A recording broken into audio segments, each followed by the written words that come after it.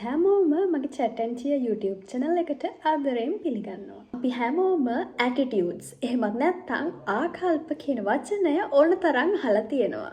හැබැයි මොකද්ද මේකේ තේරුම? තේරුම කිව්වොත් ආකල්ප කියන්නේ සරලවම ඔයා ලෝකයේ දිහා බලන කණ්ණාඩිය. හිතන්න ඔයා කළු පාට කණ්ණාඩියක් දාගෙන ලෝකයේ දිහා බැලුවොත් ඔයාට ඔක්කොම පේන්නේ කළු පාටට. ඔයා නිල් පාට කණ්ණාඩියක් දාගෙන ලෝකයේ දිහා බැලුවොත් ඔයාට පේන්නේ ඔක්කොම නිල් පාටට. අන්න ඒ වගේ තමයි ආකල්ප කියන දේවල්. ඔයාගේ හිතේ තියෙන ආකල්පය අනුව තමයි ඔයාට සිද්ධ වෙන හොඳ නරක දේවල් දිහා ඔයා බලන්නේ. අපිට දකින්න ලැබෙන ප්‍රධාන ආකල්ප වර්ග තුනක් තියෙනවා. පළවෙනි එක තමයි වින්දිත ආකල්ප. එහෙමත් නැත්නම් victim mindset. ඇයි හැමතිස්සෙම මටම මෙහෙම වෙන්නේ? එහෙමත් නැත්නම් මේ රටේ වාතාවරණය අනුව මට කිසි දෙයක් කරන්න බැහැ කියලා හැම වෙලේම අනුන්ට හෝ වාතාවරණයට දොස් කියනවා නම් ඒක තමයි වින්දිත ආකල්ප කියලා කියන්නේ. දෙවැනි එක තමයි උදාසීන ආකල්ප. එහෙමත් නැත්නම් passive mindset. වෙන දෙයකට වෙන්න දීලා ඔහේ ඉන්න එක තමයි උදාසීන ආකල්ප කියලා කියන්නේ. තුන්වෙනි එක තමයි ධනාත්මක ආකල්ප. එහෙමත් නැත්නම් growth mindset. ප්‍රශ්නයක් ආවා.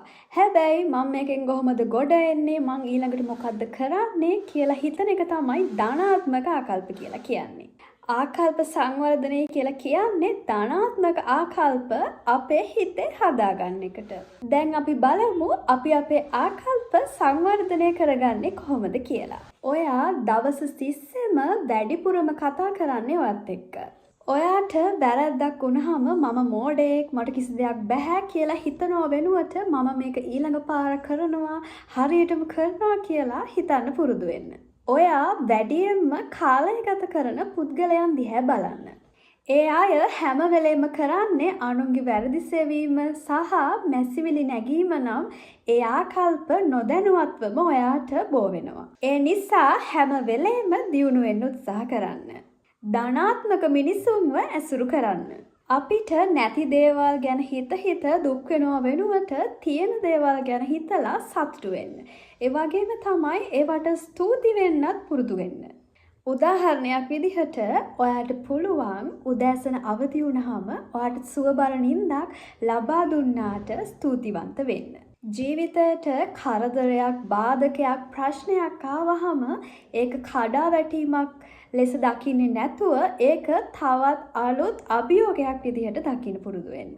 අපි ලංකාවේ ඉන්නකොට අපිට නිතරම ආර්ථික ප්‍රශ්න එහෙම නැත්නම් අනිත් අයගේ දෝෂාරෝපණ වලට ලක් වෙන්න සිද්ධ වෙනවා. ඔයාගේ වටා පිටාවේ ඉන්න අය ඔයාට කියන්න පුළුවන් ඔක කරන්නේ කොහොමද? මේ රටත් එක්ක ඕක හරියන්නේ නැහැ කියලා දේවල්. මෙතනදී ඔයා තේරුම් ගන්න ඕනේ මේ මිනිස්සු කියන්නේ ඒගොල්ලොන්ගේ සීමාවන්. ඔයාගේ සීමාවන් නෙවෙයි කියලා. අපිට පාලනය කරන්න බැරි දේවල් ආර්ථිකය කාලගුණය අනුන්ගේ අදහස් වගේ දේවල් ගැන හිතලා ඔයාගේ මානසික නිදහස නැති කරගන්න එපා. ඔයාට පාලනය කරන්න පුළුවන් දේවල් ඔයා වැඩ කරන පැය ගණන ඔයා අලුතින් ඉගෙන ගන්න දේවල් ඔයාගේ උත්සාහය ගැන විතරක් අවධානය යොමු කරන්න. වටපිටාව මොන වගේ වුණත් ඔයාගේ හිතේ ඔව් මට පුළුවන් කියන හැඟීම තියෙනවා නම් ඔයාට ඕනම දෙයක් කරන්න පුළුවන්. ආකල්ප සංවර්ධනය කියන්නේ එක රැයකින් ගන්න පුළුවන් දෙයක් නෙවෙයි. ඒක හරියට ජිම් යනවා වගේ වැඩක්. දිනපතාම පුරුදු පුහුණු වෙන්න ඕනේ. මම දැන් ඔයගොල්ලොත් එක්ක සරල ටිප්ස් 3ක් ෂෙයා කරගන්නවා. එහෙනම් පළවෙනි ටිප් එක තමයි ඇඳෙන් නැගිට ගමන්ම ෆෝන් එක අතට ගන්නේ නැතුව ඔයා අද දවසේ කරන්න බලාපොරොත්තු වෙන දේවල් 3ක් ගැන හිතන එක. දෙවැනි ටිප් එක තමයි ඔයා උරහිස කඩාගෙන බිම බලාගෙන ඉන්නකොට ඔයාගේ මොළයට යන්නේ මම දුර්වලයි කියන පණිවිඩය. ඒ නිසා කෙලින් ඉඳගන්න. පපුව ඉස්සරහට දාලා hina වෙන්න. ඒකෙන් ඔයාගේ විශ්වාසය වැඩි වෙනවා. තුන්වෙනි ටිප් එක තමයි රාත්‍රියේ නිින්දට යන්න කලින් එදා දවසේ ඔයා ලබපු පුංචි ජයග්‍රහණයක් හරි සිද්ධ වෙච්ච සතුටුම සිදුවීමක් හරි පොතක ලියන එක.